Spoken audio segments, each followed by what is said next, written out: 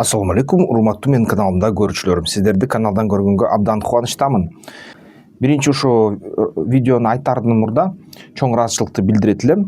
Сагынбек мырза, рахмат сиздерге. Дурусбек мырза, Дыйканбек мырза, Альберт мырза, Жыргалбек мырза, Каныбек мырза, Бермет айым, Айдар мырза, Мирбек мырза, Жибек айым.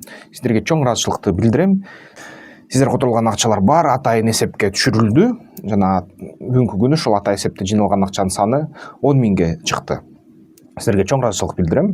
Мен деген депутаттыкка ниетимди билдирдим да, арыз жаздым. Бирок толук кандуу кандидат катары катталуу үчүн акча төлөш керек экен мамлекеттик бюджетке 300 миң сом. Албетте кайсы бир бөлүгү менде бар болсо, экинчи бөлүгүн ушинтип жыйнайын деп чечтим.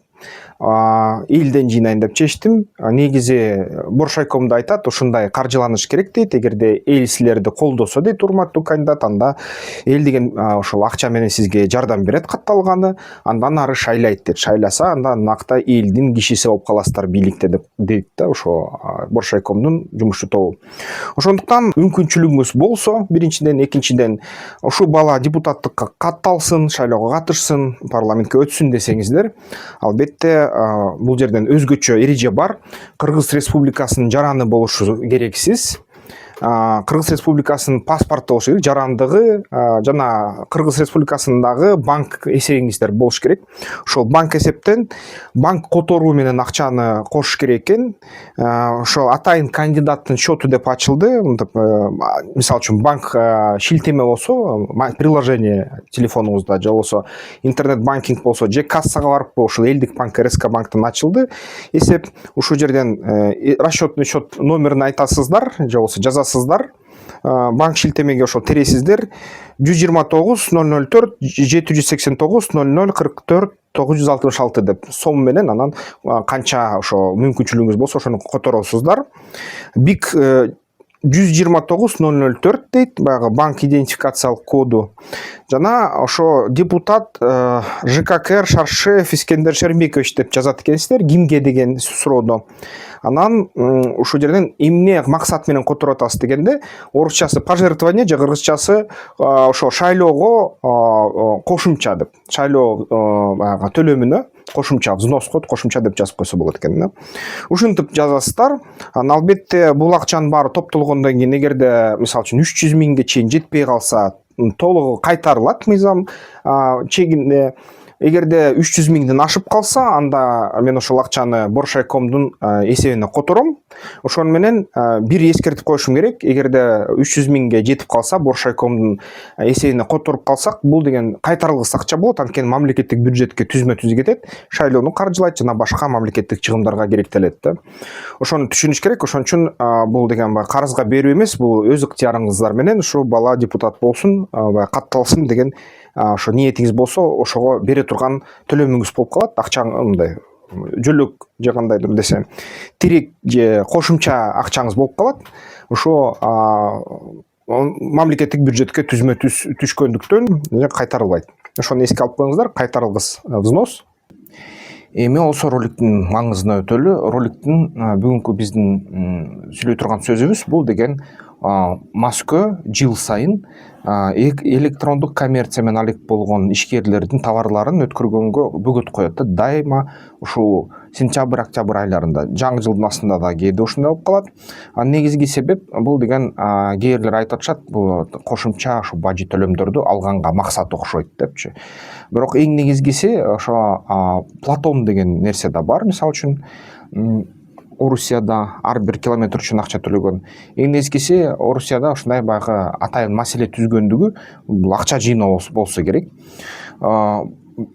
Расмий түрдө бул документтериң баары орду жайда болсо, анда өткөрөбүз деп айтышат. Ошо эң негизгиси кайсы документтерди сурашат.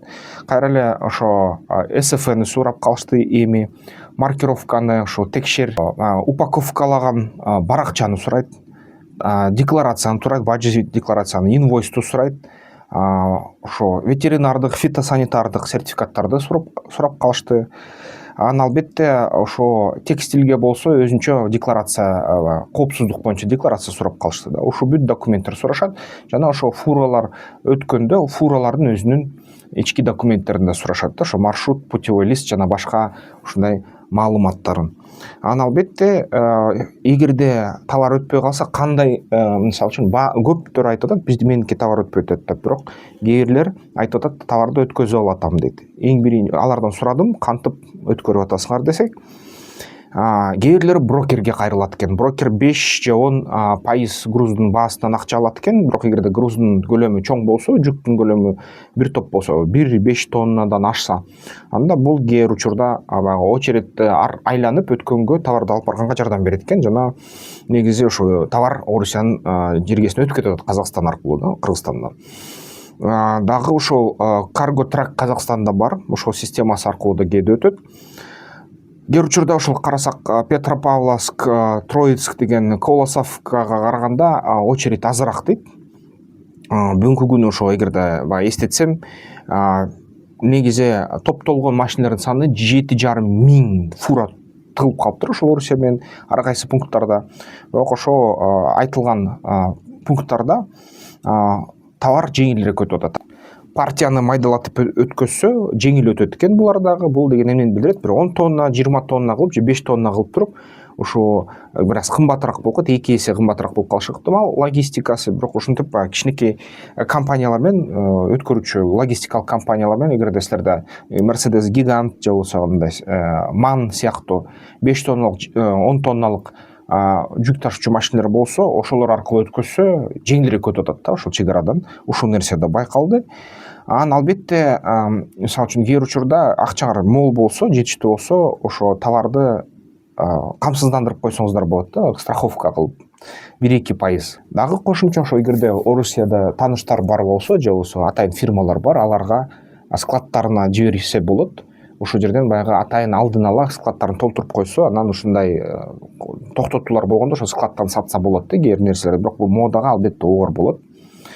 Негизи дагы бир жакшы жол ошо темир жолдон сүйлөшүү да, жүк ташуучу ошо вагондорго товарды салуу, ошондо кичине жакшыраак болуп калат. Албетте 20-40 миң рубль кетет 5 тоннага мисалы үчүн. Ушуну эске алып коюш керек да, бир аз кымбатыраак болуп калат. Авиа доставка аябай кыйын, 100 миң, 200 миң сом болуп калат 5 тоннага, 1 тоннага да. Албетте бул аябай кыйыныраак болуп калат, бирок тез өткөрсө болот да 2 тоннаны ушу грузду. Мультимодалдык жол менен алып барса да болот. Мультимодалдык жолдор мисалы үчүн ошол жерден иштеп жатат деп айтышат. Бул деген бир нече жолдор, анын ичинен суу жол менен дагы алып барса 30-50 миң рубльге чейин кетип калат экен. Ошо 2-3 тоннаны алып барыш Уралга чейин, Уралдан анан баягы ЖД авто теплоход менен алып барылат экен. Ушундай нерселер болот да. Албетте Казакстандан дагы склад ачсак, Казакстандын склад аркылуу алып барса болот, бирок бул кошумча чыгым, бул жарабайт го биздин кичи ишкерлерге. Жана локалдык поставщиктер эми баягы мүмкүнчүлүк болсо, баягы же болбосо ошо Москвада жүргөн мигранттарга сунушта, мисалы үчүн ошол жерден ИП ачсаңар, ошол ИПнын аты менен товарды кабыл алсаңар, ушундай тейлөөнө сатса болот экен. Ошол ИПнын атына келсе товар, анда жеңилирээк өтөт товар, ошол ИПнын аркасы менен анан складка жеткирсе Москваныкына кабыл алуу жеңилирээк болуп калып атат. Албетте ушундай чечсе болот маселени. Эң мисалы үчүн өзүм так айта алган кичине жакшылап текшерилген жол бул деген товарды майдалап туруп ошо кичинекей ошол MAN же болбосо Mercedes Gigant менен 5-20 тонна кылып же 5-10 тонна кылып туруп ошо фура менен эмес, кичинекей минивендер менен жеткирүү, ушул нерсе жакшы иштеп жатыптыр да. Туугандар ошону алып барып жүргөндөр айтып атышат, кичине көбүрөөк убакыт кетип атат дейт, 10 күнгө, 14 күнгө чейин кетет дейт ошо жеткирүү, бирок ошондой жол менен товар баары бир чек арадан өтүп атат дейт. Ошондой туугандар анан кичине чыдаш керек окшойт калган ишкерлерге. Азыр бир аз дагы ошо 2 жума, 3 жума, ноябрга чейин товарлар кайра жакшылап, октябрдын ортосуна ноябрга чейин, ушу 9 айдын ичинде товарлар жакшылап өтө баштайт деген алдын алуулар да бар да. Көрөлү кандай, бирок билип атабыз, түшүнүп атабыз. Азыр дагы тобокелчиликтер бар. Бул деген Украина бүт ошол НПЗлерде, заводдордо, Припой деген заводко дагы ошо дрондор менен сокутуу, ракеталар менен азыр 100 томагавк берем дейт Данияга. Трамп Дания эгерде Украинага берсе, аны карабайм дейт. Берсе бере берсин, кааласа деп айтып атат Трамп. Ошо Украина бүт НПЗлерге согуп атат. 40%-на чейин Орусиянын баягы нефть кайра иштетүүчү заводдорун иштен чыгарды да. Ушундай нерселер жапырт болуп атат Орусиянын территориясына. Күнүгө дейт Орусия 35 000 кишиге чейин жоготуп атат дейт Украинанын фронтторунан.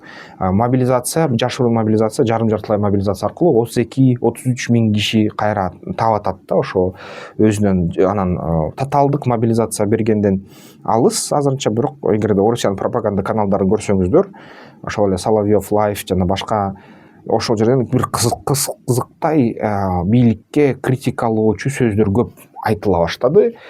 Орусиялыктар өзүн өзү критикалап баштады да, бийлик эффективдүү эмес болуп атат, ана мына деп. Бул кризистин белгилери. Бул эмнен бери ошондуктан мисалы үчүн алтындын баасы $4000 ашып кетти, $4030, $4050 чейин чыгып кетти, элестетсеңер. Бул эмненин баарын белгиси. Бул деген демек ошо тобокелчиликти толук түшүнүшүңөр керек. Балким ошо 1-2 жылга же жарым жылга соодада басаңдашы мүмкүн. Геосаясий ушундай тобокелчиликтер пайда болуп жатат, күчөп атат. Жашоодо кыйынчылыктарды кыстаган турмуш жеңет дейт. Ошон үчүн турмуш жеңет да баары бир. Кандай деп ойлойсуңар ошол тобокелчиликти эске алганда? Кандай сезесиңер жакынкы келечекте ошо соодада, реэкспорт жаатында? Оюңар менен бөлүшүп койгула комментарийлерден. Колдоп койсоңуздар болот. Ушул кандидаттыкка фондду жыйнап атам, ошо фондко кичине акча жөнөтүп койсоңуздар болот. Бул реквесттермен эмки жолдон көрүшкөнчө.